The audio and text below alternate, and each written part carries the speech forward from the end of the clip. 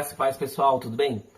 Nós tivemos uma palavra sobre Daniel, sobre como Deus tinha ouvido a sua oração e tinha atendido a sua oração rapidamente e levou uma resposta para Daniel através do anjo Miguel, né? E olha como Deus é tremendo. Quando Deus quer falar algo com você, quando Deus está ministrando algo na sua vida, quando você está passando por um momento em que Deus está falando com você, fique com seu ouvido atento àquilo que Deus quer falar com você. Fique com seu ouvido atento aos detalhes. E Deus, ele é perfeito. E os detalhes são maravilhosos. São maravilhosos, né? Naquele mesmo dia que eu falei sobre Daniel, que eu ministrei sobre Daniel, que o anjo Gabriel tinha vindo, tinha trago uma resposta para ele, eu fui visitar uma tia que estava doente, né? E muito debilitada. O que acontece?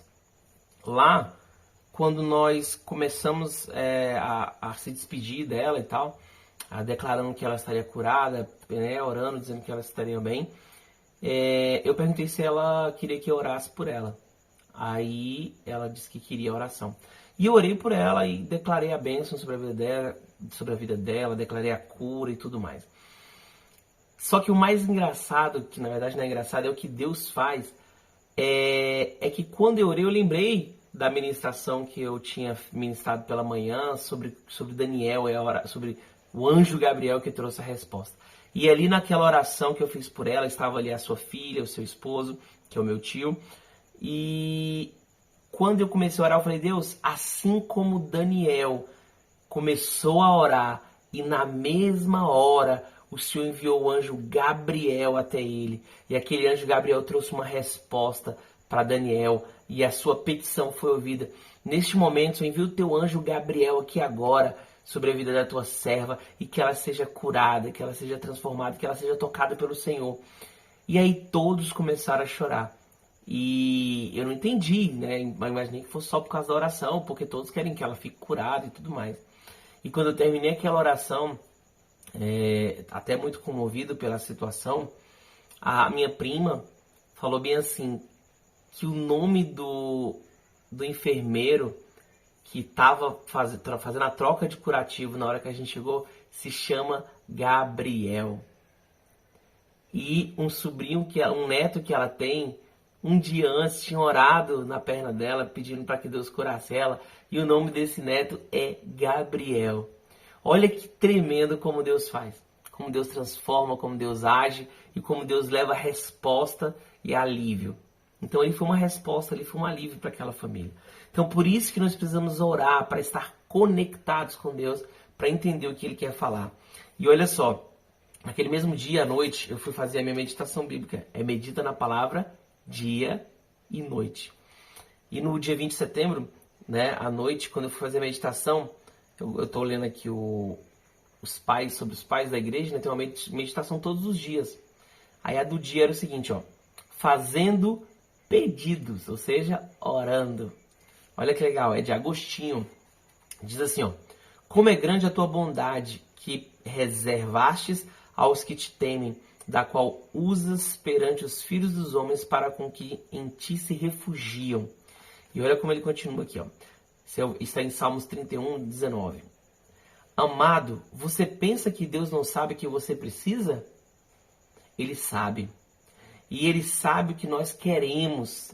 Ele sabe o que você precisa, mas principalmente, Ele sabe também o que você quer. Quando Jesus ensinou seus discípulos a orar, Ele os advertiu a não usarem muitas palavras. Ele exortou, não useis de vãs repetições, porque Deus, o vosso Pai, sabe o de que tendes necessidades antes que lhe o peçais. Por isso, dado que o nosso Pai já sabe de que necessitamos, como e por que pedimos? Né? Se Deus já sabe, para que nós pedimos? Por que nós buscamos? Por que bater? Né?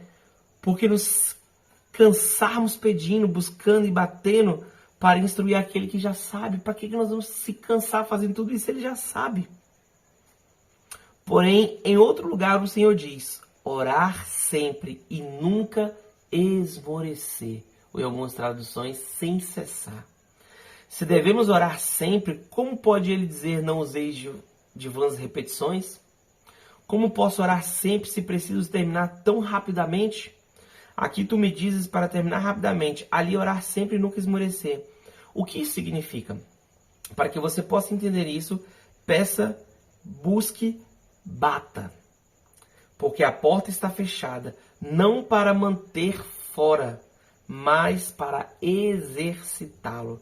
Portanto, devemos exortar você e nós mesmos a orar, porque em meio aos muitos males deste mundo, não temos outra esperança senão bater por meio de oração e crer firmemente em nosso coração que o Pai não nos concederá o que Ele sabe que não nos fará bem.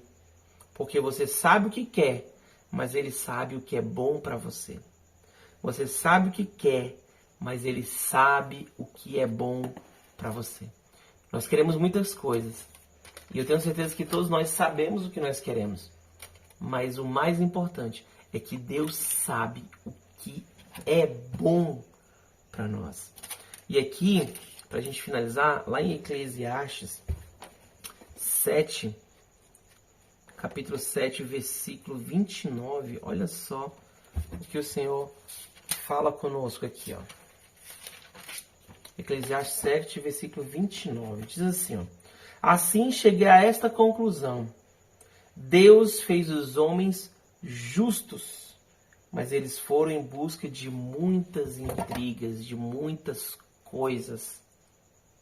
Olha só, Deus fez o homem justo, mas nós é que complicamos tudo, como diz uma outra tradução, fala assim, nós complicamos tudo. Até a música do Thales Roberto fala que é simples demais, mas que nós que complicamos tudo, né? E aqui, para ter certeza disso que Salomão falou em Eclesiastes, a gente vem aqui em Gênesis, que isso foi eu ouvindo na rádio, né? Esse versículo que eu acabei de ler para vocês de Eclesiastes e esse de Gênesis, olha que lindo.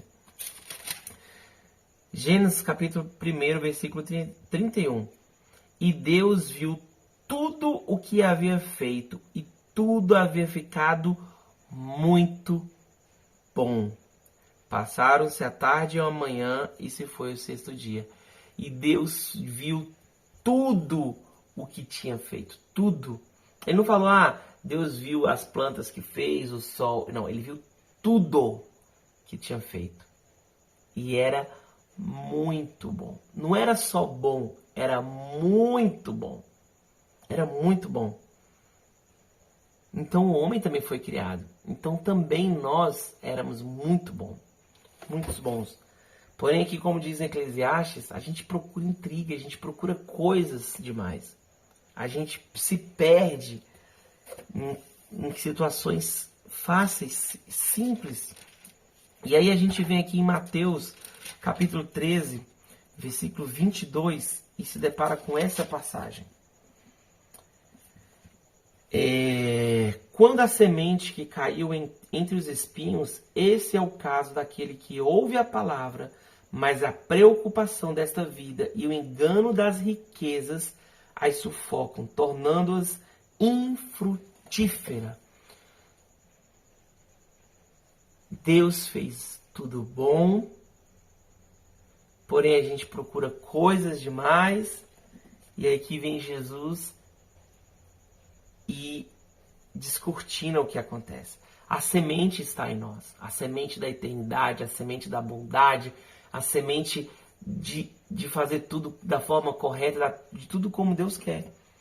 Só que os espinhos desse mundo, ou seja, as preocupações desse mundo e o engano das riquezas sufocam. O que é o engano das riquezas? Às vezes a gente fica deslumbrado com o que poderia ganhar, com o que poderia fazer, né? E alguns até de certa forma gananciosos e se perdem.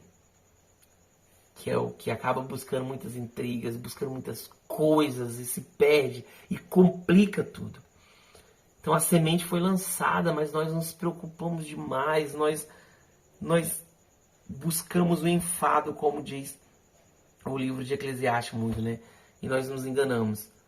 E finalizando aqui, ó, Deuteronômio, capítulo 33, verso 4.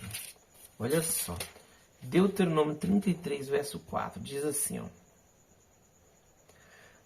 A lei que Moisés nos deu, a herança na Assembleia de Jacó. Não, tá errado. Não era isso. Eu li errado.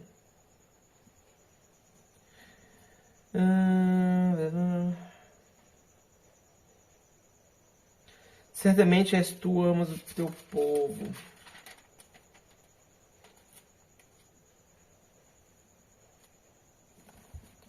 Considera a sua herança. Deixa eu ver se é o 30. Acho que é o 30. Mesmo que tenham sido levados para a terra mais distante de debaixo do céu, de lá o Senhor, o seu Deus, os reunirá e o trará de volta. Não, eu acho que eu perdi aqui o versículo correto. Aqui, é 32. Deuteronômio 32, versículo 4. Ele é a rocha, as suas obras são perfeitas e todos os seus caminhos são justos. É Deus fiel que não comete erros. Justo e reto ele é. Então ele não comete erros. Se ele te escolheu, ele não cometeu um erro. Se ele te separou, ele não cometeu um erro. Então ele nos escolheu para algo, para um propósito, para uma direção. Ele não comete erros. Ele é rocha. Então que ele seja a tua rocha, que ele seja o teu refúgio, a tua fortaleza. E nos momentos de angústia, de preocupação, independente dos problemas, busque, ore, bata, porque vai se abrir. Às vezes demora. Tem quando você vai na casa de alguém que você bate, a pessoa demora a atender, às vezes acontece. Mas não é porque ele está demorando, é porque ele está preparando da forma correta. Mas a resposta, assim como aconteceu em Daniel, ela vem imediatamente. A resposta vem. Talvez não já o efetivo da sua oração acontecendo, mas a resposta. Ou de que vai acontecer, ou de que é para você esperar, ou de que é para você deixar isso para lá, que ele tem outras coisas para você, que ele tem mais. Então medite na palavra dia e noite. Entenda a palavra, busque na palavra e principalmente ore.